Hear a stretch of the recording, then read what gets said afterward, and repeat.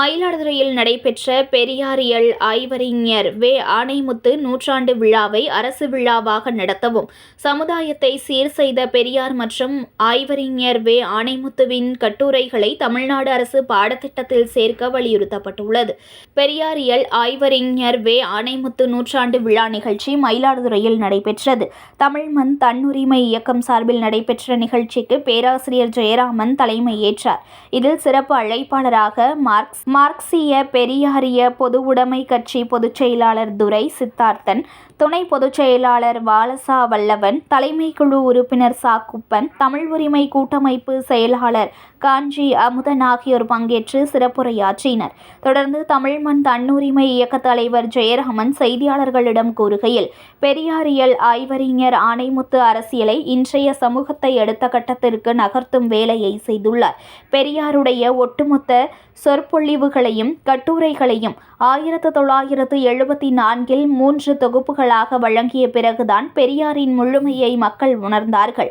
சாதி ஒழிப்பிற்காக 1957 பெரியார் அழைத்த போது சட்ட எதிர்ப்பு போராட்டத்தில் பங்கேற்று 18 மாதங்கள் கடுங்காவல் சிறையில் இருந்தவர் ஆணைமுத்து. இவரின் தனிச்சிறப்பு மார்க்சியத்தையும் பெரியாரியத்தையும் அம்பேத்கரைத்தையும் இணைந்து ஒன்றாக சிந்தித்தவர். பிற்படுத்தப்பட்டோருக்கான இடஒதுக்கீடு கிடைக்க மண்டல கமிஷன் அமைப்பதற்கு ஆணைமுத்துவே காரணம். இதற்காக வட இந்திய மாநிலங்களுக்கு சென்று நீலம், சஞ்சய் வி. ரெட்டி உள்பட அங்குள்ள பல்வேறு தலைவர்களை சந்தித்து மண்டல் கமிஷன் அமைய அரும்பாடுபட்டவர் ஆய்வறிஞர் வே. ஆணைமுத்து. பல பொதுக்கூட்டங்களில் சொற்பொழிவாற்றியதால் தான் மண்டல கமிஷன் அமைக்கப்பட்டது. அதேபோல் தற்போது மத்திய அரசு பணிகளிலும் கல்வி வாய்ப்பிலும் 27% பிற்படுத்தப்பட்டோர் பெறுவதற்கு ஆய்வறிஞர் வே. ஆணைமுத்துவே காரணம் என்பதால் ஆணைமுத்துவின் கருத்துக்கள் மாணவர்களால், இளைஞர்களால் படிக்கப்பட வேண்டும். ஆய்வறிஞர் வே. ஆணைமுத்துவின் நூற்றாண்டு விழாவை அரசு விழாவாக தமிழக அரசு நடத்த வேண்டும். அதுபோலவே இந்த சமுதாயத்தை சீர் செய்த சிற்பிகள் பெரியாரையும், பெரியாரியல் ஆய்வறிஞர் வே. ஆணைமுத்துவின் கட்டுரைகளை தமிழ்நாடு அரசு பாடத்திட்டத்தில் சேர்க்க வேண்டும் என்று தமிழக அரசுக்கு கோரிக்கை விடுத்துள்ளனர். 1974 3 தொகுப்புகளாக வழங்கிய பிறகுதான் பெரியாரின் முழுமையை மக்கள் உணர்ந்தார்கள்.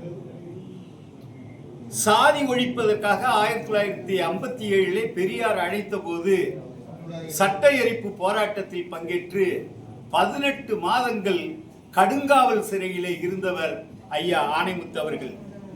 ஒரு சிறப்பு, மார்க்சியத்தையும் பெரியாரியத்தையும் அம்பேத்கரியத்தையும் ஒன்றாக இணைத்து சிந்தித்தவர் ஆணைமுத்து ஐயா அவர்கள். பிற்படுத்தப்பட்டோருக்கான இடஒதுக்கீடு கிடைக்க மண்டல் கமிஷன் அமைப்பதற்கும் அவரே காரணமானார். வட இந்திய மாநிலங்களுக்கு சென்று அந்த தலைவர்களை எல்லாம் சந்தித்து நீலம், சஞ்சீவ ரெட்டி உட்பட பல்வேறு தலைவர்களை சந்தித்து மண்டல் கமிஷன் அமைய அரும்பாடுபட்டார். பல பொதுக்கூட்டங்களில் சொற்பொழிவாற்றினார். இந்த செய்தியை அறிவுறுத்தியதன் பேரில் தான் மண்டல் கமிஷன் அமைக்கப்பட்டது. அதுபோலவே அந்த அறிக்கையானது கிடப்பில் கிடந்த போது அதை திரும்ப நடப்புக்கு கொண்டு வருவதற்கு அவரே காரணமானார். இன்னைக்கு மத்திய அரசு பணிகளிலும் கல்வி வாய்ப்பிலையும் 27 விழுக்காடு இன்னைக்கு இந்தியா முழுவதும் பிற்படுத்தப்பட்டோர் பெறுவதற்கு ஆணைமுத்து ஐயா மிகப்பெரிய பங்களித்திருக்கிறார். அவருடைய கருத்துகள் மாணவர்களால், இளைஞர்களால் படிக்கப்பட வேண்டும். நாங்கள் 2 கோரிக்கையை அரசாங்கத்துக்கு வைக்கிறோம். ஒன்று, ஐயா ஆணைமுத்து அவர்களுடைய நூற்றாண்டு விழாவை அரசு விழாவாக தமிழ்நாடு அரசு நடத்த வேண்டும் என்று வற்புறுத்துகிறோம். அதுபோலவே பெரியாரையும் ஐயா ஆணைமுத்து அவர்களையும் தமிழ்நாடு அரசு பாடத்திட்டத்தில் சேர்க்க வேண்டும்.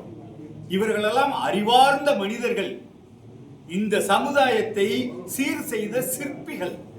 அவர்களுடைய கட்டுரைகள் பாடத்திட்டத்தில் சேர்க்கப்பட வேண்டும் என்று தமிழ்நாடு அரசை நாங்கள் வேண்டி கேட்டுக்கொள்கிறோம்.